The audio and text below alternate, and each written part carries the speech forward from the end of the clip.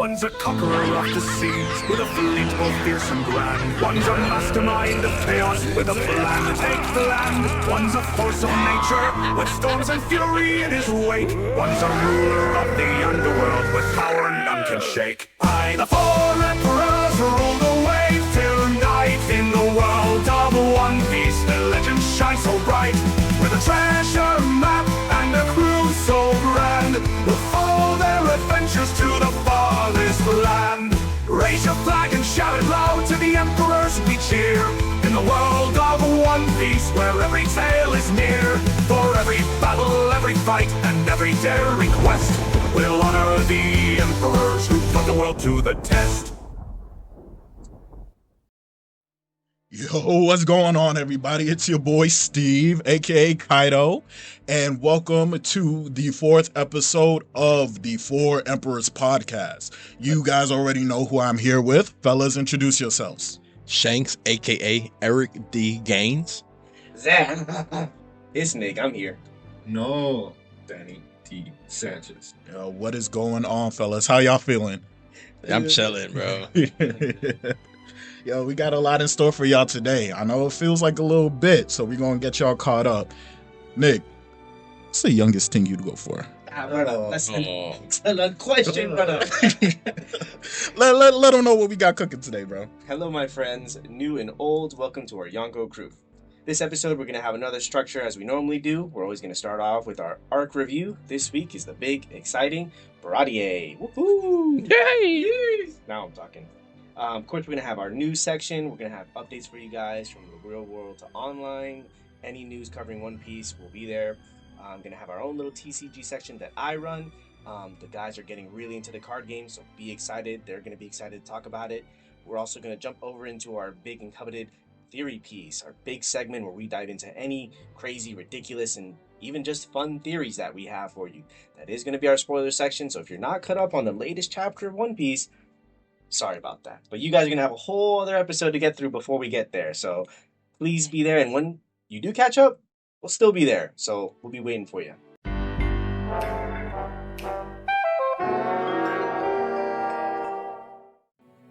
All right. So, fellas, you know, last time we left off on Syrup Village, and now we're entering into the Baratie Arc. So the Baratie Arc actually spans from chapters 42 to 46, and it's one of the most pivotal arcs in the East Blue Saga.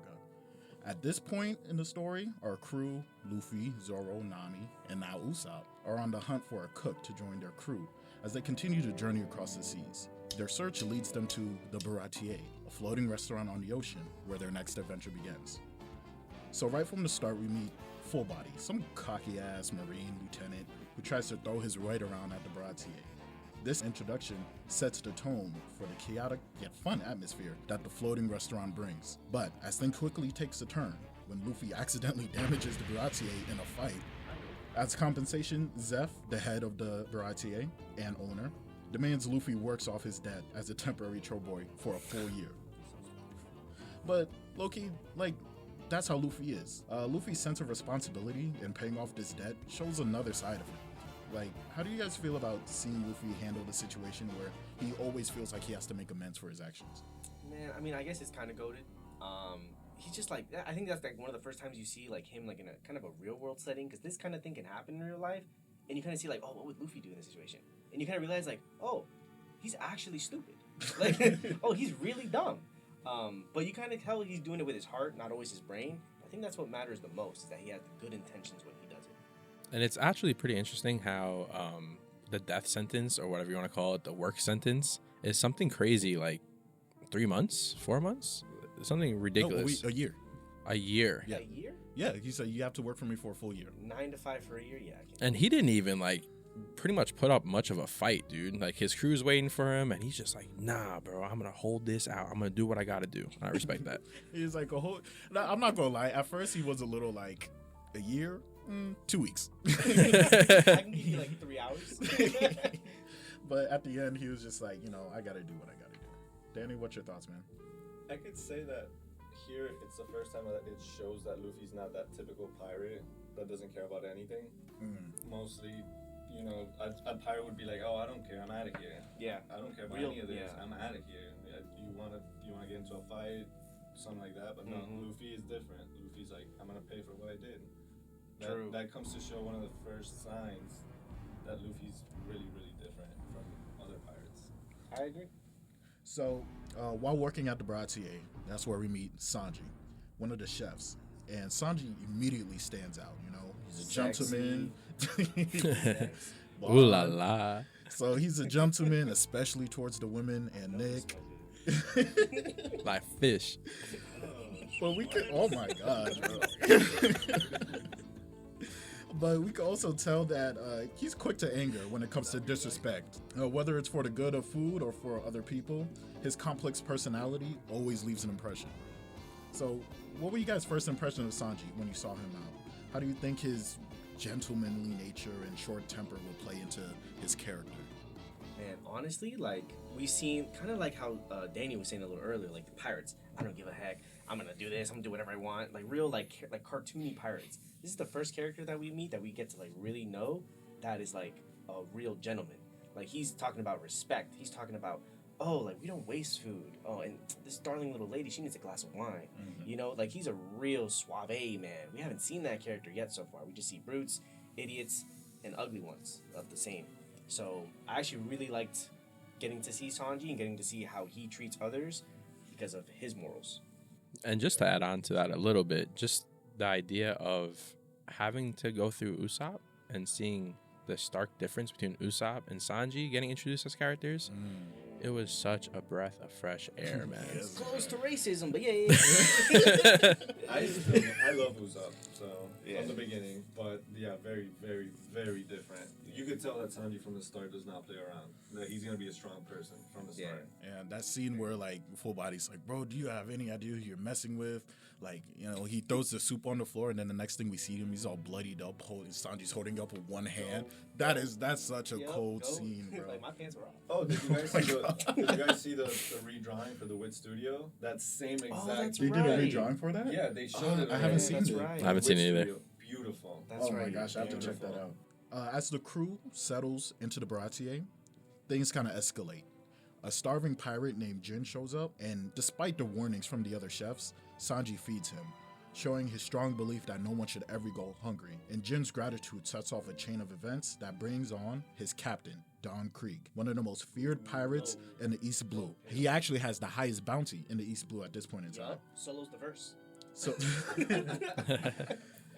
so Naruto versus Don Krieg. Don Krieg, oh my god.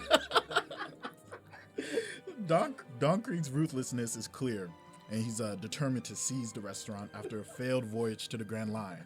This arc also introduces us to Sanji's backstory with Zeph.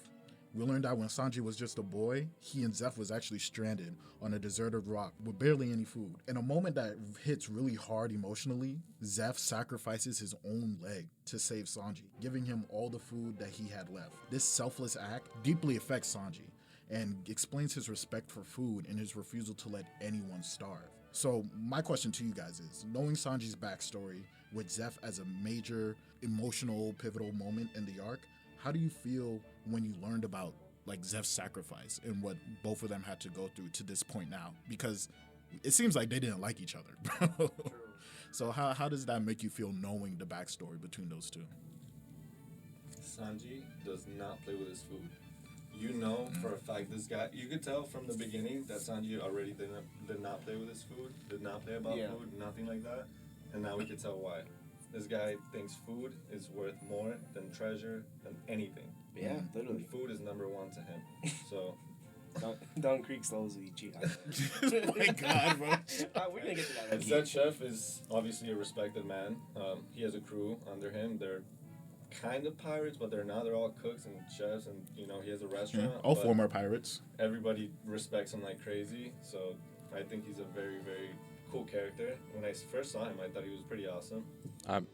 Personally, I like the idea that he sacrificed his leg to not only feed himself, but to make sure that he could stick around. He could show Sanji, who probably didn't have much of a role model. We have no idea at this point, but didn't seem like his parents were playing a factor. So it was nice that he had a role model there. And I'm just very surprised that that one moment changed Sanji as a character forever. I'm telling you, sometimes you just don't know. Like, people who actually been in situations where they're starved, you don't know hungry until you've been in, like, one of those moments. Like, you can't even fathom the feeling that you have. So knowing that he went through that as a kid, and then Zeph went through that, mind you, no connection. Like, he was raiding the ship that they were on. Like, the only thing that made Zeph consider him was because they shared that same dream of the all blue. Oh, that's peak. And he was like, if I have to die, I would at least let this new generation search on for the dream that I was searching for. And so I felt like that was such a huge, like, moment to understand, like, okay, so they hate each other, but they also have a deep respect for each other as well. Unfortunately, I'm pretty sure they are still Don Krieg fodder. The thing is, it's so fucking funny. I like Don Krieg a lot. Honestly, like, I've said this every time we do an arc review. I cried so much. I had no idea when I started reading this about Sanji. All I knew is that he cooked and that he kicked people. And so when you see, like, his actual backstory and this character called Zeph and what he did for Sanji, like that sacrifice for him, and kind of like how even while they're working together, they don't, it seems like they hate each other, but there's like this undying love that, like, I'd like do anything that for you, kind of like sacrifice that they have for each other.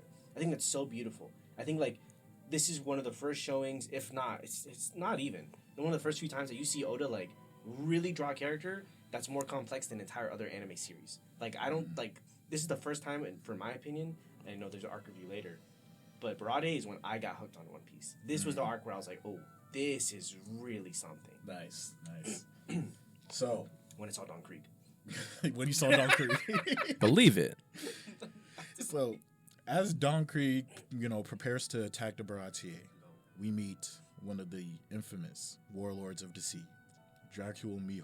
Wow. The best of the best. Making a surprise appearance, Mihawk is a legendary swordsman, and his arrival immediately heightens the tension, as he's the reason why Don Krieg got his ass whooped in the Grand Line. And he chased him all the way back to the East Blue, just because he was bored. So, when Zoro sees Mihawk, he challenges him to a duel. Because we know Zoro challenged him to a duel because he swears to become the greatest swordsman. This is his end game, right in front of him. That's the final boss.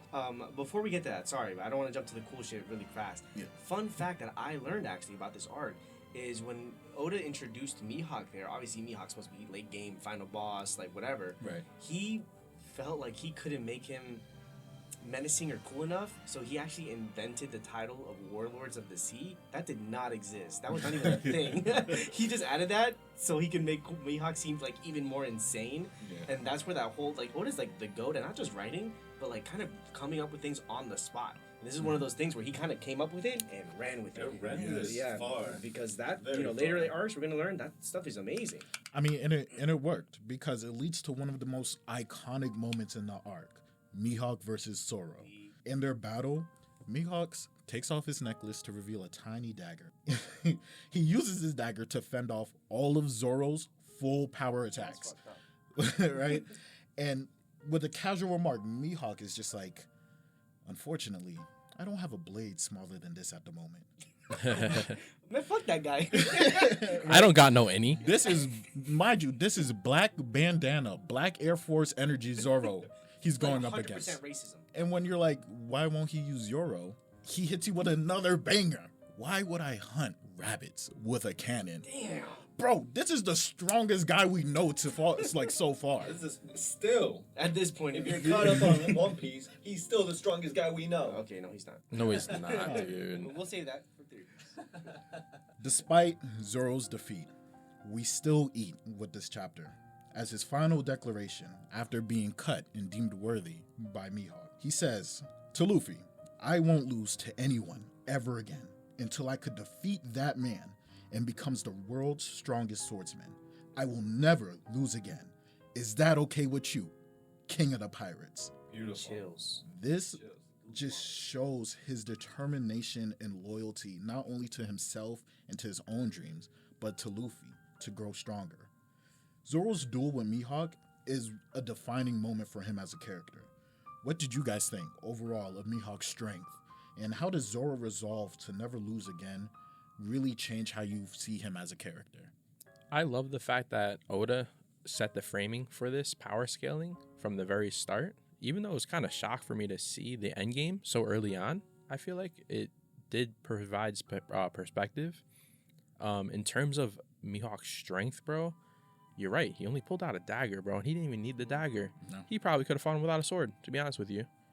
Damn. So it was very hard to gauge how strong he was. But I will say that it's like, you know, like when you're in like a video game and you see the really high level mobs and they just have red question marks over their name. I feel like that was Mihawk. No number, Like, nothing. way out of there. Red and don't worry about it. Exactly. Red and don't talk to him. Speaking of the power scaling stuff, I remember the moment for me that made it kind of click that this guy was different was when he showed up, obviously in that little ugly ass boat, but when he like I don't know if you guys remember when he showed up in that boat, what he had just done. Brother, a ship blew up. An entire like fleet ship The just whole fleet ship. exploded, sliced in half, and it was just him sitting there. Just sitting. Didn't Exactly. even have his sword out or anything. No, cross legs, nails painted, get it. He was slain. Literally. Serving cunt. Like, and then he just pops up chilling. So that's when we knew that, And you guys gotta triple admit, push. that sword is pretty cool too. That sword is pretty Yoro's cool. Really I cool. like the huge cross on his back And while he he's doing it. uses it to finish Zoro off too, which is Yeah. pretty Yeah, cool. once he deems him worthy, and you know we get. Wow. Well, what was that other line before Mihawk cuts him? Once Zoro realized that he lost. Oh, like slices on the back is a swordsman's back. It's a swordsman's chain. Oh yeah, when he cuts on the back. Because Zoro was facing the other way, but he turned around towards Mihawk. Okay. and I don't think admitted that was it. and admitted defeat. No, it And was. Is that what that was? Yeah, Okay. he said scars on a swordsman's back is his greatest. Yeah, I remember shame. him like standing there. Yeah. He- After Mihawk declares Zoro worthy and leaves, Luffy faces off against Don Krieg as he tries to take siege of the restaurant, knowing that, you know, like, is Mihawk gone, guys? Guys, is Mihawk Go. out? Can we fight? So, Is it our turn on the court? so we know Don Krieg relies on brute strength and an arsenal of weapons, but we also see that Luffy's unwavering determination drives him to protect the Baratie and its crew. This battle showcases Luffy's growing leadership and his strong sense of loyalty to those who have helped him. Like I said, you feed this crackhead, all your problems are guaranteed solved. Yep. That's all you gotta do. He's gonna fight God. So, Give him a sandwich. so yeah, Luffy whoops that ass. Okay, he tries to pull out everything. It does not work. And it's just straight hands. No guns, no swords, no weapons. This is just the left and the right. That's all you're gonna get. You want a Gomu Gomu knuckle sandwich? That's where Zed Chef realized that Luffy is not afraid. He is not afraid. And he told Sanji, he's like, look at that man. Yeah. That guy is not afraid. He looks forward. Stare him in the butthole. Exactly. He chases after his dream, no matter what. No matter what. What did he say? Wait, what? Hold on. Bro, it just glazed over my head, bro. So, all right, guys. So we end this arc on a mysterious note that we see with Nami suddenly leaving the crew, stealing the Going Merry, and sailing away without any explanation. This surprising twist raises a lot of questions about Nami's true intentions and when she leaves the Straw Hat crew in a state of confusion as the arc just comes to a close. So Nami's unexpected departure is a big shock to everyone, one of the big twists. What do you guys think is going on with her character, and how does this set up the next arc? Honestly, we're all brothers here. I think when a bad bitch does something, it's up to us to forgive and forget. Hey, Betty said, I'm taking the ship. Yes, Queen. When it comes to Nami, When it I comes- agree, bro. Nami Swan, is that all you want? Hey, whatever she want to do, I'm there. We'll get you another boat. If she want to betray me, I'm betraying you too. You want two marriages? What, two Fuck buckets? it. Are we chasing out of Alvida? No, we ain't chasing no Alvida, bro. But for Nami Swan, I don't know, but in the movie, there's a movie that they remade. You do see Nami hugging herself and in the Mary and saying, maybe I'll see them one more time. And then she was just hugging herself and she was riding away. I don't know if that was manga. It's not, but in the East Blue movie, they You bring showed up that, you which bring is up pretty anime cool. only one more time, Danny. We're jumping. No, like come on, like that's gonna be a lot. There was a scene where Nami killed Don Krieg. Was that in the manga? Because I saw that. Gosh, bro. It was a pretty cool scene in the movie, though. No, I mean we see a little bit of like some reactions that she has to certain wanted posters. And so we don't know who is on the wanted posters. We don't know what her relationship is. All we know is she has always been iffy of pirates. Yeah. I mean, she has been chill with us all along, but she never once admitted that she was a pirate with them. Right? So, you know, this comes as a big shock, and we just got to figure out what's going on as the crew tries to chase after Nami. But yeah, the Baratie arc, man, is just packed full of action, huge character development in this arc. One of the best, in my opinion, one of the best character development arcs there was so far. Lots of emotional moments with Sanji's backstory, the arrival of Dracula Mihawk, the intense battle between Luffy and Don Krieg, and it's an arc that just sets the tone for what is to come in the Grand Line, the dangers, while adding new dynamic to the Straw Hat crew. Nami's departure leaves us with a cliffhanger that makes you eager to find out what happens next. So, overall, what would you guys give the Baratie arc on a scale of 1 to 10? I would dare to say this is the first arc I am giving above an 8. I'm going to go ahead and give it a 9 out of 10. Oh, he's right. Valid. He's right. 9 out of 10. I think it was absolutely valid. Just like you summarized in that great description. It had a little bit of everything. We got character development. We got great fights. We had sadness. We had happiness. We had everything. I can't give it a 10 because we know what's coming up next, but a 9 will hold for me. Besides what's coming up next, what would it miss from getting that 10, though? I think it's like early One Piece. I think a lot of the, if you go anime based, the animation isn't quite as good. The manga isn't. Dude, Oda as a writer just gets better over time, more complex, more diverse. I feel like it's hard to give something a 10 so early on. For his pre-time skip, I'm going to go ahead and give it a 10. Okay. I think it was a beautiful arc. I think everything was amazing. The story, the characters, nothing disappointed me. Not one thing. I like that. For me, this was like, because I've always been a One Piece hater. And so when I was reading through it, and even like these first 3 arcs that we had already covered, they were good. I liked it. I liked One Piece. This was when I was like, oh, One Piece is like, it's good. Oh, this is good. Yeah. Okay, wow. So for me, I want to give it a 9 out of 10 only because, and I know I've been making the jokes, but Don Krieg, okay. You really? A little crazier. You like Don Krieg that much, bro? No. I'm saying that's why it's not a 10. Oh, okay. I actually do like Don Krieg. It's just the fact that, like, Mihawk showed up, was so much cooler in every single way, and then dipped, like, 10 seconds later after doing his cool shit. And then, like, we have to go back to Don Krieg to finish that fight. Okay, man, we get it. Yeah, like, okay, that makes sense. You know? Like, 9 out of 10. Yeah, because when I also give it a 9 out of 10, and the same all reason right, why all right. I'm not giving it a 10 out of 10 is also one, if you're going anime, just the pacing, and then also with manga, like there's a little bit, even with this description, and I've been talking about this arc for like 20 minutes, and I still left like a lot of the stuff out, right? That you have to like go back and read it for yourselves because it's worth it, bro. But or do both or watch it, right?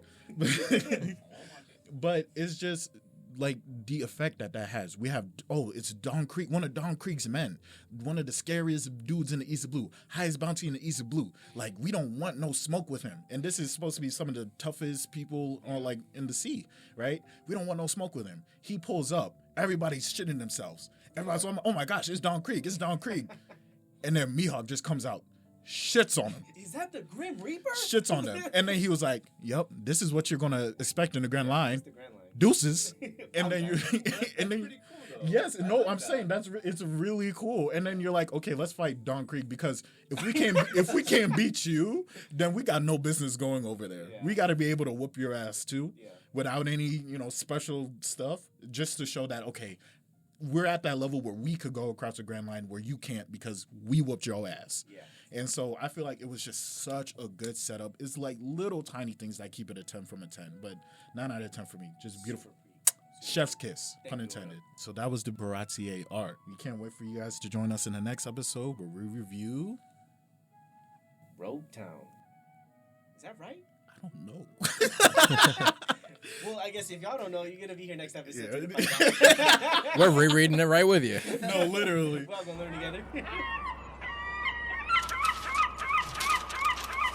All right, guys. Live from the news coop. Yeah. Hey, Okay. So we're going to start with the live action. We got Yes. 2 new casts. Yes. Amazing. People were waiting for this every single day until finally they Yes. kept toying with us, and we The finally queen, got, bro. Miss All Sunday, Mr. Zero, have been casted in Now the we're live action. talking, dude. Now Hmm. I'm pretty impressed. I'm not gonna lie. So for Mr. Zero, we got Joey Manganiello, he's a pretty cool guy. Bro, all the And- One Piece girl is gooning, bro. I Dude, know. he fits the role. The guy with when he has the long hair, he looks like Mr. Zero. Okay. He really does. Okay. So Joe Manga? yeah. See how he's not Joe Anime? Yeah. Oh. Write that down. Write that down. Manga. Uh-huh. Yeah, I love manga. I can't say no to that. But the first time I ever saw that guy was in the Spider-Man movie. Brother, it was Yeah. in Magic Mike. I know who you are. I know Spider-Man what was my you are. favorite movie I know ever. who you are. I know what you are. Danny's like, I really hope he has his shirt off. Did they have a Spider-Man. Mr. Zero shirtless scene? Nah, The but bully, The yeah. Spider-Can. Yeah, he was the bully. Flash. Flash Thompson. Yeah. He was also in Magic Mike, of course, and in True Blood, which I never Oh, watched the that. girlies but like that. Yeah, that's for the girlies. But all right, let's get into Miss All Sunday. We have Lira Sorry. Abova. She's a Russian actress model. Which Now, fits. I gotta be honest with you guys. I've never heard of her before, ever. No, I think she's small time. Yeah, No, she's she is. very small. I was kind of worried. Like I was worried about her being good for Nico Robin, but Uh-huh. I think it was pretty good good casting. Yeah. What do you guys think? I agree. No, I agree because we know that Oda, he says that if Nico Robin, like if she was a nationality, she would be Russian. So I feel like it's just such a good pick, even though like yeah, we don't know her a lot, but we gotta know Oda's the GOAT, bro. He knows what he's doing. So he found himself a Russian baddie to play Nico Robin. Just like me. Just Damn. put some spray tan on that and you good, bro. So she's Russian, right? In the actual manga. No, She yeah, it was just like their nationality, if it was real, because obviously If it Russia's was not real. a place, would be The Russian. real ethnicity. Inspired by, Yeah. realistically. I also like the fact that Miss Sunday just looks very beautiful. I'm not gonna lie. I mean, we could go down the rabbit hole of, oh, dude, do you really know her from the spin-off of Pitch Perfect? No, we don't fucking know her, but she has black hair. She's a pretty girl, and like I think she's gonna do great, and I'm very optimistic to see her. What is Pitch Perfect? Like, listen, we're casting Robin. Are you a baddie? Yes or no? That's If it. yes, you got the part. You got the part. Can you brood? And you look intimidating. But very exciting news. I like both of them. I'm pretty sure everybody does, the general population. So that's some cool stuff. Awesome. Now, some stuff that I'm not too happy to say, but the Frankie Japanese voice actor Kazuki Yao is going to be replaced for episode 1121, as he's having some health concerns, which is really tough. So we here at the Four Emperors podcast hope on a super recovery. That is so corny. I love Aw, it. No, God. bro, shut the fuck up. I got the fucking, I got the ick, love boy. that, I'm bro. not saying that shit. Bro, fuck that, bro. I'm with you, bro. Super. We love that guy. Okay. Suddenly, I'm not Yanko no more. We love him. But yeah, I hope he gets better, and we hope to see him soon. I wonder if we could notice a difference when we listen into it. Maybe. I actually really like the voice that he does. He- That's like the best voice in one. I hate that anime. Damn! I just remember what they sounded like. Fuck. He also voices. What were you like in your head? Like, I I love the way he sounds in my head when And I'm I reading just- the and I heard that manga. everyone else in the show. Fuck! Shut up. So it's gonna be for not for Frankie, but it's gonna be for Django, or Dango, what the Michael Jackson looking guy was his name? from Sir Oh, Village. his voice is He's being, voiced- he's replacing him? He's also the voice of that guy as well. Oh, wait, Frankie's voice actor is also the voice he does of him? For yeah, Django. He does Oh, both. okay, okay. So Interesting. it's gonna be for him. If you ever go back and watch it, you'll definitely recognize Yeah, the you voice would. for sure. Oh, in this recent episode that came out. Is it? Yes, and we're not gonna talk about it too much. Okay. No. No, I was just saying, so Yeah, when I no, go it is- back, I could that's pay what it's attention. for, though, yeah. Okay, That's okay. So the last news Literally. is gonna be a pretty cool, something very special. Nami backshots? I'm sorry. Oh my Oh. god. Oh my god. Somebody put a collar on this man. How are we gonna talk about Robin and then you talk about Nami, bro? I just disrespect. But where? What? Where are the Nami backshots? All right. Oh my god. That's what Wee woo, wee woo. That's what I've been I'm saying. interested. No, but we do have a One Piece fan letter special. It's going to be a broadcast. It's going to be on October 20th. It's going to be to celebrate the 25th. That's a whole human being. That's an adult. The 25th anniversary of One Piece. Wow. That is some awesome stuff. So wherever you are on October 20th, take some time and watch it just to pay respects to the best. The GOAT. The best anime to ever existed. Best manga. Best what? Okay, that's best what I thought. manga. Yeah, that's what I thought. Best manga, best anime. The best manga. Best manga. piece of mangaka fiction to ever exist. Peak fiction. Eagles One Piece, the Quran,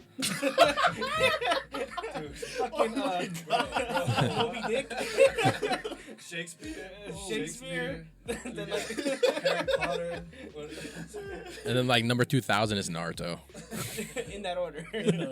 But yeah, this 25th anniversary had some awesome stuff, and yeah, that's all we got for the news today, guys. All right, welcome over to our TCG update, ran by your favorite Blackbeard pirate crew. So I have great news. I've always been the one running this segment, mainly because I've been on this card game for well over a year. It's so fun. I love to do it. Never got too much into the physical side of it. I've been collecting cards for a while, but I finally got my Yonko crew, my brothers, to hop on it with me. So, you know. Yes. I know what he's talking about, guys. I know what he's talking about. I know purple. Bro, you made me spend so much money. My fault, No, man. absolutely, bro. You done bankrupt. You bankrupt. Now they all jump of it, them, bro.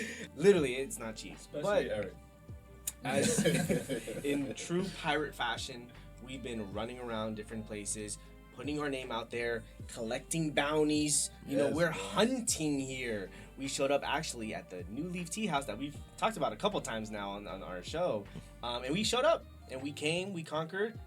Got our ass beat a little bit. I'm not Little gonna lie. bit. Got our ass beat a little bit. But hey, we had what, two or three? I think we were like 2 and 8. All right, I didn't say the last one. I heard you. That's what I heard. We showed up. We have our own special decks. The guys have all made their own decks in person. You know, maybe it's not the most meta, but we have some big bangers here, fellas. Eric, tell me about your deck. Oh, brother. Let's just say when we were at the Leaf spot, It's called My the deck- Discover deck. my deck was not fully created. I was missing about 15 cards. I had some fillers, not the greatest fillers. I managed to spend the bag. You're right. And now, dude, I'm running a Nell, and that is not cheap, man. Some of these cards are running me $35 a pack, or $30.05 for a card, and there's 4 per deck. Right there, that's already $130. It's hard to sustain, but you know what? The addiction is real. The One Piece is real. With that being said, I did terrible the first round. I went against really good players who have been around in the scene forever. Mad respect to them. But I went to my second tournament, actually, which was hosted by Cool Stuff Games here in Orlando, and I did much better, man. It was pretty much I forgot the tournament style, where they just Swiss. a Swiss tournament. Yeah, exactly. Swiss. I went 2-0 with the no. Didn't swap any decks. And then I had to leave because it was 8:30 on a random Wednesday. I can't be staying out till 11. But I did pump out some wins, and I'm really happy about that. And honestly, I kind of shit on our boy Danny last night in a little 2-0 fashion. I just it was very tilting to see him upset today. That's all I'm saying. So I'm happy about it. Disclaimer for the Yonko crew: we don't support yellow players here. Not at all. Yeah, just a disclaimer. Not at all. Speaking of, Speaking as the guy who got shit on, Danny, go ahead, bro. I don't know, dude. You lost the other night, so I don't know what you're talking about. see, they were kissing. Meow. What are you playing, So, Danny? I'm playing Red Zoro. I like the rush aspect of the whole game. I don't like to just wait until end game and do all these abilities and all that. Yeah. It's not my style. I like to just get on Get start on board, attacking start right swinging. away. Mhm. Yep. I love the deck. I do want to get another deck already because I do want to play a different kind of style. Okay. I don't want to just do that. I'm thinking maybe black yellow Luffy. That might be my second. Whoa. But What? we'll see. I don't know. We'll see. Yeah. But what about the shop that we went to? What about their food and stuff like that and their drinks? Did you guys get anything there? Oh, New Leaf? New Leaf. Oh man, man. I got the passion fruit tea. It's really good. Yes, really good. the boba was nice. It was boba, right? Yeah, it was boba. They have a bunch of options for boba tea and. Yeah, shout out to them, bro. They like. Yeah, That shout was out to awesome. Yeah, thanks for I having heard, us. I heard they got Biscoff cookies, bro. What? Like they made their own homemade Biscoff cookies. my Next month, God. bro. Y'all gonna see me. Oh, that is the One Piece. Y'all gonna see Man, me. That was a great time. Steven, I know you were playing too. Tell me how that shit went. Oh yeah, bro. I got my ass handed. to What were me, you playing? bro. I was playing Purple Blue Ratio. Okay. Which is it's one of the less expensive meta decks, but it's also one of the most complicated to play. That is like Shout out to the people who showed up to that because they were really like showing us the ropes. Yeah. But low key, like I felt really good about staying with that deck because we're playing against all these regional players and we were holding their own against them. For this being like me personally, my first tournament. Being able to hold my own and have like these guys be like, oh man, like just one more move and I would have been toast, really made me feel good staying with my deck, and I've learned a lot about it, and I just learned more the more that I play with these One Piece players, which I do have to say least smelly out of everyone, right? Like One Piece players don't stink. dissing Yu-Gi-Oh players right now. Magic the Gathering? Barf. Almost frauds. What about cool stuff games? Is But- Tiki over there and that? No, not on One Piece night.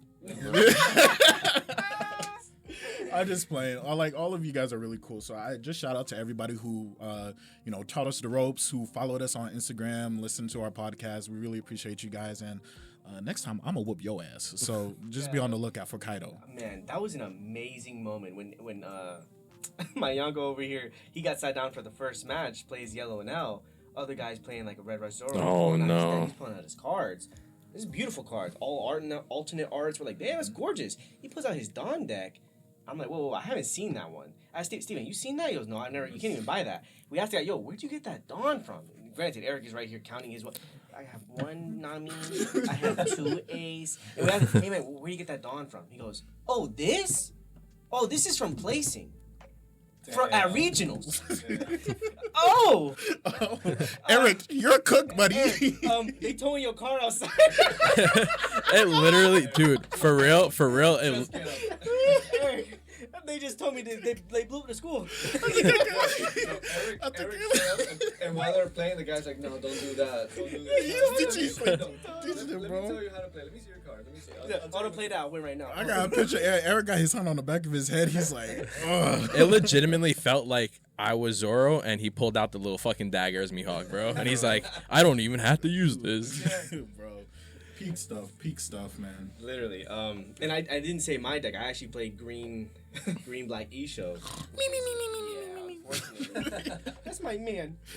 No, he's goated. I He think shows green and goated. blue are the most boring. See how no one said ooh? Red players be like, when you have to think for more than 2 seconds. Wait, I didn't win by turn 4? Oh my god. If I don't win my turn 4, I'm screwed, bro. I don't even turn 4, I'm going home. Danny's used to busting his load early. Oh my You would know that, anyways. Yeah, you know that? Yeah, they were at 2 a.m. playing card games. Okay, all right. Anyways, as you can tell by Yonko crew here, we're in the local scene now, so we're gonna be attending more things. Wednesday is One Piece night at Cool Stuff, like we mentioned. We'll be there. Saturdays is a Leighton Gaming location that we're gonna be trying to see as well. Cool stuff. You can buy obviously cards there, decks, whatever it may be, trading. And then the New Leaf tournament is supposed to be a monthly thing now. So you I didn't even know that. yeah, they're gonna try to that's move. pretty cool. They're gonna move to monthly. So we're gonna be attending that. But yeah, we're having a lot of fun. The crew here is really getting into the game. We're gonna play some matches right after this session, honestly. So, but yeah. And speaking of that, we're not gonna take it. We're not going to regionals, right? We're not planning on that. But if you are, we do have a schedule that. They did release, I apologize. And actually, it's going to be the first wave of regionals. But the second wave that's happening at the end of this year, our second wave of regionals is what we're most concerned about. Actually, it's going to be late this year, early next year, 2025. They're actually going to have it in Orlando. So What? Yeah, they're going to have it in Orlando. The last ones were in Mexico City, right? Something like that. New Mexico? Dallas, maybe. Dallas? I might have been that too. That was Mexico. But we will be there. I'm gonna be there. Hell yeah. Yeah, bro. we're gonna be there. Robbing people. We're gonna be there. We're pirates. Yeah, committing tomfoolery and shenanigans. Nice alternate art, buddy. Yoink.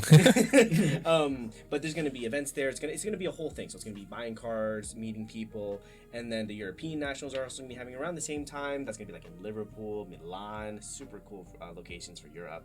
But after that, next year we're gonna have the World Championships. So that's gonna be exciting news for anyone. Even if you're not that into the card game, that's gonna be fun to watch, just to see everything that they bring to those events. And of course, we'll be keeping our eye on it too. But in terms of the card game, it's kind of all we have for you at the moment. The meta's still looking insane. Black Lucci, Black Yellow Luffy on top. Everyone else kind of under that, basically. Bro, if you play Black Lucci, bro, Yeah, and this is to all my friends that I made who plays Black Lucci, bro. Seriously, get some bitches, bro. That's right. Steven, tell them how much we don't like like- Black. Whoa. For Freudian slip. Yeah, if I see one more Black Lucci and one more Black Yellow Luffy, I think I'm gonna lose. No, I'm slashing your tires, bro. It sounds like a skill issue to me. Okay, Red player shut- talking. It Red sounds player Bro. talking. It sounds like Bro. a skill. I don't hear yellow or red complaining. We don't want to hear y'all. no, we don't want to hear it. I have no right to complain. I'm fucking an L, bro. His brother don't die. Like, don't talk to me, bro. Infinite lives, jutsu. Okay, red To player. you. I'm gonna say Red. red. To you. But other than that, that's kind of, we're gonna wrap it up there for our TCG update. Welcome, Nakama. You've made it to the best section of the episode, which we call Theory Piece, hosted by me, Eric D. Gaines. From this moment on, this is no longer a spoiler-free zone. If you're not caught up on the latest chapters, do yourself a favor and catch up as soon as possible and come back to us. You may notice your head swells up with how big brain you get, or the neck beard starts growing from having read over 1,100 chapters of a manga. Regardless, spoilers start now. Join us as we dive headfirst into the new chapter discussions, theories that range from Crocomom to what is the One Piece, or rage bait topics that tear us apart like the red line parts the all blue. There are no right or wrong answers, just four emperors trying to make sense of it all. Buckle your seatbelts, put on the tinfoil hat, and join us while we delve into the richness which we call Theory Piece. Call me a nerd. With that being said, we have a new chapter fresh off the press. Yes. Chapter 1128 titled RPG. Shout out to all the gamers out there like yours truly. Love me some MMOs, love me some RPGs. Hell yeah. Honestly, it's not the most dense of chapters, but we do get to see the Straw Hats together again, and that's always a sight to see. We get the gags back, bringing us back to pre-time skip vibes, which I love personally. That was awesome. It's felt like the past, I don't know, arc or two, it felt very serious, fast-paced, and I love how we were able to bring it back a little bit, get the gags and get the jokes and get the vibes back. Agreed. As the crew meets a random citizen in, I don't know if it's confirmed Legoland, but we're going to assume it is, he explains how there's a... Legoland, Florida, yeah. Legoland, Florida, exactly. He explains how there's a sun god, and Luffy runs straight towards the sun god. He, she, they, them, I don't know with all the pronouns these days. Obviously, as fans, we know who the true sun god is, which is obviously Monkey D. Luffy. But to these unknown rascals, they think he's the sun god. As Luffy runs towards the sun god's palace, he bumps into an invisible wall that shatters all perspective for us. Apparently, they're in a controlled environment, pretty much full Truman Show, if you guys have seen that before. We meet this fake sun god at the end of the chapter, pretty much saying he's enraged that Luffy has destroyed his world, and the sun god explains, "I will not let you escape." With that being said, I glossed over a lot of things just to get through the bulk of the chapter. First question for you. We went back 2 chapters and there was a lot of suspicious things going on. Luffy was calling the wrong moves out. Luffy was saying the wrong forms for his attacks. What do you guys think? Is there still something going on, or were those all like manga errors that are now since been ignored? That's Oda, bro. Yeah, this Not an error. this is, we're talking about endgame Oda here. Like, there's definitely something going on. Logical. But yeah, there's been a lot of theories about those kinds of inconsistencies and how it relates to a lot of the absence that they drink and the hallucinations. Right now, I would say the biggest theory is that Luffy is actually the imposter in this whole Legoland situation. Why is So, that? I'm not sure if you guys peeped, but the big thing going around Reddit right now is that out of everybody who was drinking on the party ship, you know, we had Zoro drinking a barrel, Nami drinking a barrel, Usopp drinking a barrel, Sanji drinking a barrel. Everybody was drinking, except Luffy, right? And then obviously you have the people who aren't there in Legoland with them: Chopper, Robin, Frankie, Brooke, Jinbei. None of them were seen drinking at all, right? So now it's leading up, you know, with that big inconsistency with the whole Gear 4th is Gear 3rd attack, Gum Gum Whip or Gum Gum Elephant Whip, is leading people to believe that this may not really be Luffy. And the whole inconsistencies with the weapons change is you know, bringing that to everyone's attention. But the biggest thing that a lot of people are pointing out is after that attack, the combined attack with Sanji, Zoro, and Luffy, there's this panel. It's a pretty menacing panel of when we see Zoro with his costume, like for real. After Luffy calls out the wrong attack, it's just a picture of Zoro just staring at Luffy. Sketched out. Like fully detailed, eyes focused. Like, I think he realized something is up, right? You ain't no way you're gonna pull one over the vice captain, bro. And so that's the big theory going on, and we just want to see more about it because we do see him act like Luffy, you know, always heading towards adventure. But you know, there are some weird things that Danny pointed out earlier too, where Luffy's refusing meat. I mean, yeah, Luffy just ate. When has that ever stopped Luffy before, right? That's true. So there's a lot of suspicions about, you know, what's going on with Luffy right now. But we're seeing Gear 5th and we're seeing all this stuff going on. So everybody's trying to figure out what's going on. That's what I'm saying. How do we see Gear 5th, but how does he mess up Gear 4th? That makes no sense. We didn't see him go Bound Man. We didn't see him go Snake Man. Nothing. He just said Gear 4th, and he was still in his original attack mode. That makes no sense. That to me is the giveaway. That there's something definitely wrong. Stupid. He did not go Gear 4th after saying Gear 4th. That's it. That's pretty much all the proof. Yeah, that's a big sus moment. Yeah, it's sort of like, if I'm trying to think of the perspective, because let's all assume here that Oda did not make these many mistakes in his manga, that he's never fumbled that hard before. It almost seems like it's an outside perspective who has watched Luffy do attacks before, but they don't actually they weren't actually at all the fights. They have a general idea of what he does, and that's the perspective of that character attacking. I'm not too sure personally. Nick, you had anything to add to that? Honestly, I don't really like this theory. Really? I don't like this theory that much. What's up with you, man? Honestly, like, to me, it's not something that, it's not like Oda would do something like this. He would like do an imposter, and it kind of be interesting. I know, like, when this would if this theory is true, right, and then it kind of concludes with like, oh my god, we found out it was Luffy and this is what actually happened. I know it would be interesting and cool, but from what we've seen so far, for me, I can't put my stocks in there. You know what I'm saying? Like, the market's been changing too much. We got a brand new arc we just started. It's kind of like how we do the tinfoil hat things. I think that always peaks out right at the beginning of the chapters. And then we're going to get like 2 chapters where it's like, oh, okay, that was just nonsense. Kind of like the whole Zoro's going to kill Kaido theory that came out when Wano started. With the whole dragon cutting? Yeah, when he cut the dragon. It's like, okay, Zoro's going to be the one that kills Kaido. I think it's giving me that vibe. So I'm not putting in stocks in there yet. I'm not saying it's a bad investment, but I won't put my stocks in there personally. So what do you think about Luffy saying Gear 4th, but he looks absolutely nothing like Gear 4th? And the inconsistencies with the weapons and stuff. Don't ask me that shit. Okay. My fault. Okay, sorry. Now that we're picking on Nick, I actually am going to pick on Nick a little bit more. So I believe last episode you did something to a callback or a call out of, you do not think we are going to Elbaf. Yes. Yes. Do you want to take back that statement, or are you double downing? Oh, I just put 3 more stocks into that one. Oh. Guess what? We're not in Elbaf. We're in a miniature Lego set in some fucking Discord mod's basement doing cosplay. But you got a don't. Wendigo doing cosplay. You don't think the Wendigo's a giant on Elbaf? Maybe, but I don't. I think he's a giant from Elbaf. I don't think we're in Elbaf yet. So okay. I still think that we may get that little arc, but I think we're gonna get giants before we get Elbaf, like we normally do. I see. Sort of like a little precursor. I like it. Like a setup. Yeah. Going into the next chapter, before we close out this little chapter theory review, do you guys think we are going to get into a fight next chapter with the Sun God? Or do you think it's more of like a cat and mouse, little Tom and Jerry run away and try to stall for time type of deal?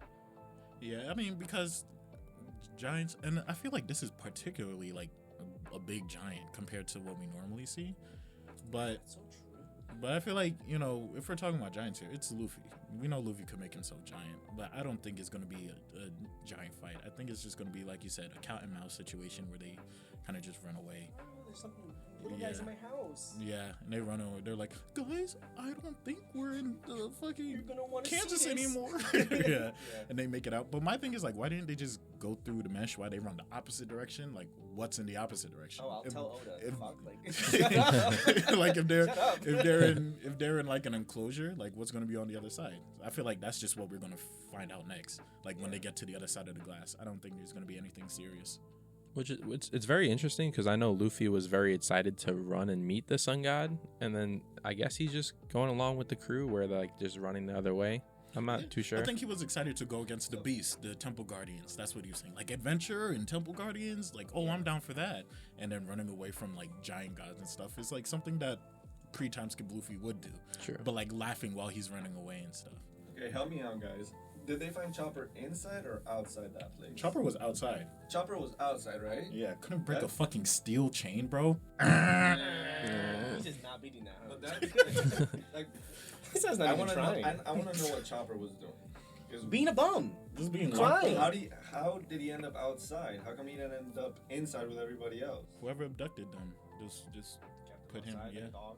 I thought that was the pet. There's a theory that Chopper might have not been able to go through if there's any type of illusion or skit or anything like that, that Chopper's immersion would break, which is why he wasn't included inside the little Legoland and that he was outside of it. That's why he runs the theory. Yeah. And then what about the rest of the Straw Hats? They're probably somewhere. I think the rest of the Straw Hats, if we've confirmed correctly, I think Steve pointed it out, Luffy was the only one who didn't drink out of the people who are in that skit, but there were other Straw Hats that didn't drink who are currently not part of that. Like Brooke, Frankie, also not part of that right now. Robin as well, she did not drink. She was like reading a book during the whole thing. So we have no idea we're probably going to find out next chapter, pretty sure. But now that our chapter review is over, I want to ask one final question to the crew. Do you guys have any wild conspiracy theories going into Elbaf in general? Anything regarding Usopp, or maybe we find out more lore in the Giants and how they play a factor? Maybe the Sun God's real. What do you guys think? No, I think he's fraud. But like I said last time, What the fuck? he's a fraud. I think the Sun God. The Sun God. Oh, I should have. Yeah. I think he's a fraud. I think they call him that because everybody there thinks he's like some kind of like he's big. Yeah, you're big, and he has a staff that looks like the sun. I think that's literally He's a it. big deal. I think he's just some dude. The Some door giant, some dude. whatever. It's not a big deal. That's Loki. That's not Loki. I'm cooking. I think it's Loki actually. I think it's Loki. I'm cooking. I don't think it's Loki, but Wouldn't the leader of Elbaf consider, like, we all know that giants worship Sun God. he's the prince of Elbaf. But right? but these people, they aren't the giants. These are just regular humans that are in the enclosure with them, and they call every giant thing a god. Like the giant bee that Nami burnt up, that was the needle god. The fucking rabbit that they ate was the ear god. Yeah, And they this call guy- everything. They If I call was there, every- they would have called me sexy god. Oh my god, You bro. call me Nah, dope god. damn. They must have been on some good absinthe to say that, bro. But yeah, I just felt like it's just like, ooh, big thing Yeah, god. no, you're right though. But for Usopp, I think I mentioned it last time. I'm gonna say it again. Crazy theory, not basic theory of him getting power up. Crazy theories here. like it's Usopp we're talking I'm about. gonna put all my stocks in this, and I have been.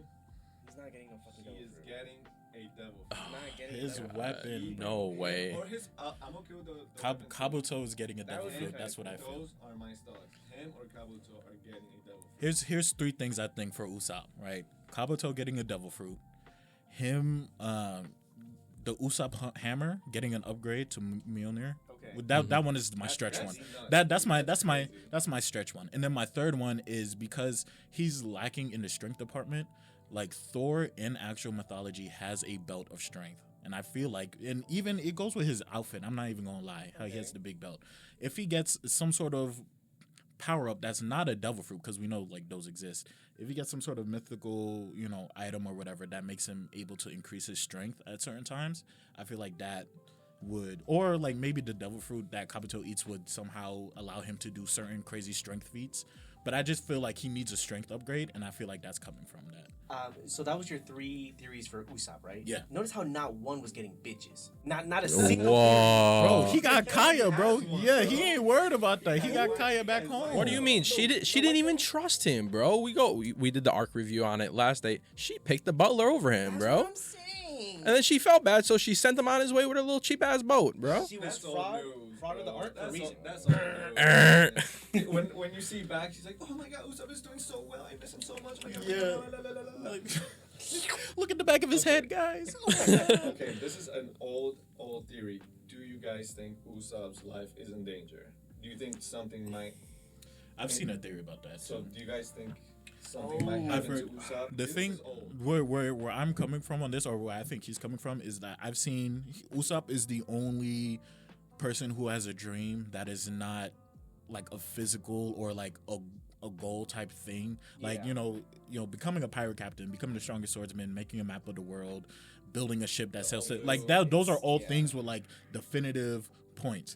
Yeah. Being a brave warrior of the sea, what does that mean? What does that entail? Like, does that mean putting your life on the line for someone? Does that mean, sacrificing your life, and then only then would you become like one of the great? I personally don't think that he's gonna die to achieve that dream. I think it's just his reputation, which he's building low key. Like, it's literally God Usopp we're talking about That's here. true. So I feel like I don't think that he's gonna die because of it, but I understand where he's coming from. I agree. Now that we're going on an Usopp tangent, I had to bring something else up. As we all know, the sweats over here in the Four Emperors podcast, there's been a consistency of Usopp's lies coming true throughout the show. Yeah. Whether it's him becoming a god at one point, which he did. He's claimed various things. Not everything has come true, but there's enough evidence to point to make that connection. So he's the biggest liar. And we're currently on Elbaf, which spelled backwards is Fable. Now, there could be a connection. We obviously know this is going to be Usopp's arc. What are you getting at? Stop looking at me. Fable, let me bro. let me I want to cook. hear him out. Let's I'm hear it. listening. All right. It's hard to listen when you're running your mouth, bro. Little old me. Yeah, but anyway, he tells lies. He's in a fantastic, like a fake world, pretty much. If we're connecting Elbaf to Fable, which a lot of people have, it's a small theory, but there's no evidence here. This is a theory piece. We're all spinning shit, bro. Is there any connection to where something maybe along the lines of what Nick's saying or Steve is saying, where Usopp dies, bro, where one of his things come true? He claimed he would conquer his hockey. Ooh. Do you believe that? I think for me, the one that I like the most, and before actually I get to that, because you mentioned Elbaf Fable is backwards.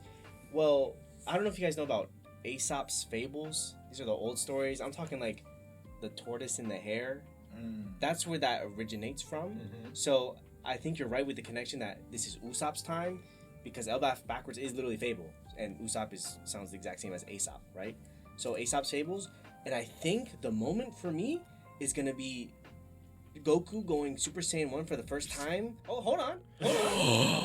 Okay. Super Saiyan 1 for the first time, Krillin just got killed. He losing everybody in front of him. He has to step up. He needs to stop Shanks from killing the whole crew. Right now, we're on Elbaf. And that's where Thor's hammer And that's where comes in. either his observation hockey goes crazy, he's gonna like get desperate and just eat the first fruit that comes to his mind. He's not gonna get enough fruit, but he's gonna feed it to his. Something's gonna happen where he snaps and it's a do or die moment, and he does. I put His little Venus flytrap thing that he does, fucking eats the devil for him. Exactly. Interesting. That's what I'm. That's what I'm thinking. I don't think he's gonna die, but I think he's definitely gonna be on the verge of death, which Yeah. he has been a lot. And one, Every arc actually. like no, literally, like he has been a lot. But one thing that I noticed that agreed that this is really gonna be Usopp time is when they went against like the whole cat god thing. Luffy turned to him, he's like, "Bro, Usopp, you really couldn't." You couldn't have handled like he's like, you really couldn't have handled that. They're like, no way, you're still this weak, bro. And Usopp's like, no, he just caught me off. Like I woke up and I was in his mouth already, bro. He jumped me. Like even your own character, like your own crew is like, bro, you can't still do this. He's the weakest in the crew, and that's Like even Nami was able to like handle her shit. Getting power scale yeah, to but Legos. Nami got a hack, bro. Nami got Yeah, she got cheat codes. yeah, she got cheat codes. It's okay, you invented this shit, bro. Like, come on. I did see on Reddit, this is old as well. There's a cover with Usopp holding a death card when they're all playing the whole. It's pretty Oh, much I've seen that. It's crew, art. the whole crew is playing cards. It's non-canonical. And but it's not. That's but true, he's though. holding a death card, and Sanji's pointing at him. That's also another huge theory that everybody thinks, oh, like he's in trouble. Yup. And that's another Oh my big gosh. theory. Yeah. He's gonna die, and then get reincarnated like a devil fruit. But we've seen how this went before back on Wano, where we had our what's the dude called with the cards? Who always shows his Hawkins, who had I hate that guy. he had a prophecy, and the prophecy didn't come true the way we thought it would as But the it audience. came true. But it came true in a different way. Yeah. And so maybe that's something along those lines. Yeah, good I agree. point. Because one thing, and it's funny because I did see like somebody was quoting Oda, and he was like, "Bro, I don't kill characters just for them to come back. Like if they're dead, they're dead." Which is Right. fake news, bro. That's No, such a because, liar, like, dude. Because like there's one thing to allude. They got, I like, feel bullshit. like there's one thing to allude to somebody dying and then actually killing somebody. Who's the biggest fraud in the show? Apu. Sabo. What happened to Sabo? Apu, bro. Yeah. You thought he did, but unless you see, Yeah. I'm like, unless you Amnesia, see bro. it, unless you see Forgot it about confirmed, His life. right. Man. I feel like unless you see somebody die, like we saw Ace get donut hole, bro. Like, Ace is the only character he's ever killed. but that's the only one that we seen him like canonically like die. Same thing with Whitebeard. Like he's dead. There's no like pan away like and then you see blood splatter in the air or like a piece of clothing or something. Like no, you see these people dead, right? And that's the only time where we're like, okay, yeah, they're actually dead for real. And like you said, Oda don't bring back those kinds of characters. So like, yeah, we could probably have something that alludes to Usopp dying, but he's not dying, bro. All right, just to switch it up a little bit, do you guys think in the next let's make a little wager here. Let's make this a little fun. I am willing to bet a pack of OP08 cards that within the next 5 chapters we're gonna find out who the man with the burn scars is. The man with the burn The man with the burn scar? That like kid mentioned like No. 300 chapters ago? I will bet a pack. I'll donate it to the podcast so we could open it up or whatever. I will bet that in the next 5 chapters we will find out who it is. No. Yeah, you're done. No. You're cooked, buddy. Oh, I'm down for that. No, But I don't think do you guys have any theories on who that is? Close, dude. There's one that is like apparently the one main theory for him is that it's somebody. It's like it's not Jaguar or what's Jaguar D-Sol. Yeah, people say it's him. Oh yeah, because I he's hear that. burnt, dude. He got ice burned. What does that but mean? What? Because he's black. He's burned. No, Burnt from birth. Because when he was telling, That's You're not crazy. listening to me. That's crazy, dude. When he was telling Robin to run away, he Akiji pretty much burned Another him. black person. Keep going, Dan. Dude. No, like I'm not gonna lie. Like I will Like put, that. I'll put a couple stocks in that, just because like if Jaguar? about it being Saul, because one, I mean Iceburn, that's the thing. Like it's a little bit of a stretch, but I see it happening. And then also he was also on freaking The library. yeah at the library. Nobody else like would know And he except was for him. And then they purposely not showed, even though they kept saying like, oh yeah, he's alive. There's no like flashbacks to how he is now. He's like, oh, he's in hiding. Oh, he's doing this. Oh, he's doing that. They had a panel. They did show him. He was wrapped up though. They didn't even show his face. He was all wrapped up. He was wrapped up in bandages. Yeah. But yeah. So I think I'll put some stocks into it. Not everything, but I'll put some. yeah, I mean it's hard to say. We should find out by the end of Elbaf who it Next is. 5 chapters. I don't think so. With how short these chapters have been. Do you think? I really Ross hope so, is dude. Still a big issue. What? Rock Zebek? When that comes back, it'll be huge. I'm Because excited. that with this man with the scars, I think it has to do something with rocks as well. No, I don't think we're gonna see much of that until after the movie. Oh really? Oh, interesting. I don't think we're gonna get too much into I that. heard that the movie's gonna do what they did with Red, where they show a lot of how they first showed Gear 5. I think they're gonna do the same thing with this movie. Gear 6. No, okay, yeah, sure, Gear 6, but they're gonna show like a future events. That's where we're gonna find. I feel like that's gonna transition more into Garland. Like Yeah. where gonna be he's gonna have more of a. Crazy. First night out, I'm watching that movie. Yeah.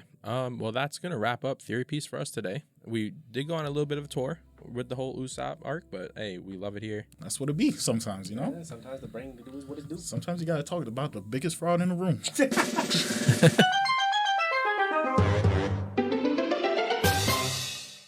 All right, guys, we're right into the trivia. We're gonna get into the last trivia question. I hope some of you guys got it, but Nick is going to go ahead and give you guys the answer. Go ahead, Nick.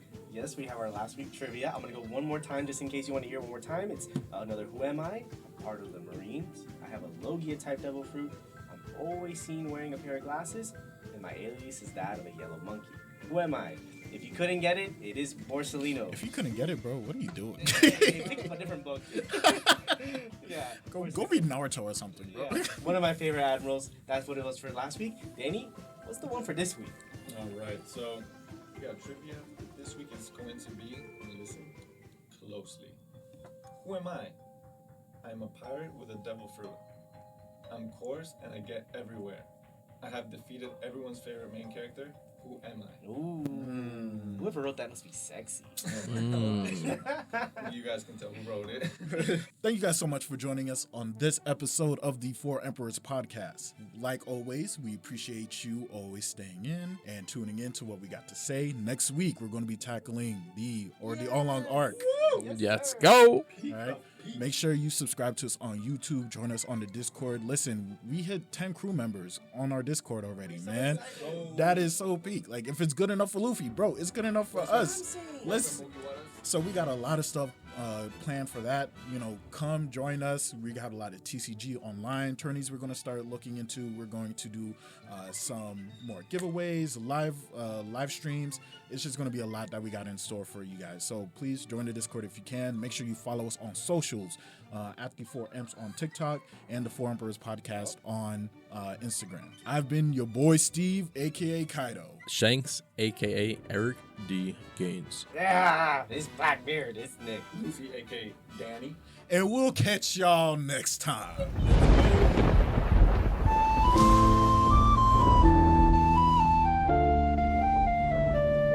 One's a conqueror of the seas, with a fleet both fierce and grand. One's a mastermind of chaos, with a plan to take the land. One's a force of nature, with storms and fury in his wake. One's a ruler of the underworld, with power none can shake.